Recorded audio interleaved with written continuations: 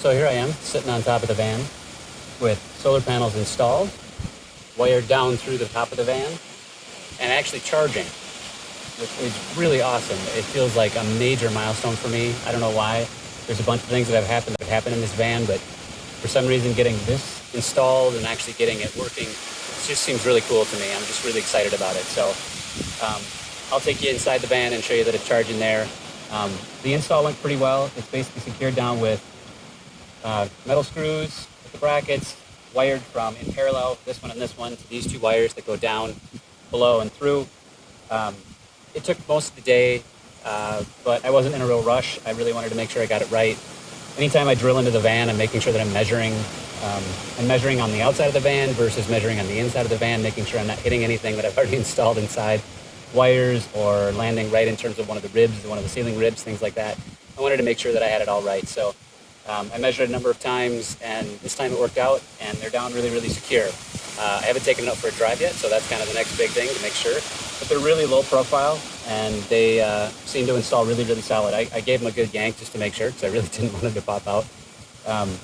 But I also put some lap sealant on each of the screws to make sure that it's all sealed in right, and hopefully no leaks. Eventually I'll check that as well to make sure. But it feels really, really good to have this working, and I'm really excited about it. So that's kind of the next big step, big milestone that I've managed. I guess that actually kind of concludes all of the inputs to the van. So I've got all three inputs that I wanted, which is solar, shore power plug-in from the side of the van, and then running off the alternator. So we shouldn't have any problems trying to get power and charging our house battery depending on what we're doing. So anyways, there you go. That's the big update for today. And I'll take you in the van and show you it charging. So here's inside the van now. I focused in on the Yeti, which is going to be my source of power, my house batteries.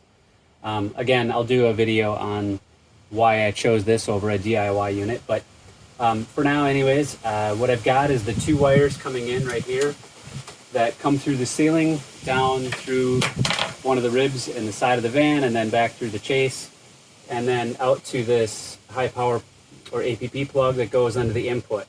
And you can see that I'm getting charged. Right now it's saying 32 watts. Earlier I was getting quite a bit more. I'm in a shaded area right now, so only got partial sun. But it's working really, really well, and I'm super ecstatic to have this piece hooked up and installed. So that means now that I can actually get to the point of installing the ceiling, which I am really looking forward to. So that'll probably happen this next week. Anyways, there you go. There's the big update for today. Thanks a lot.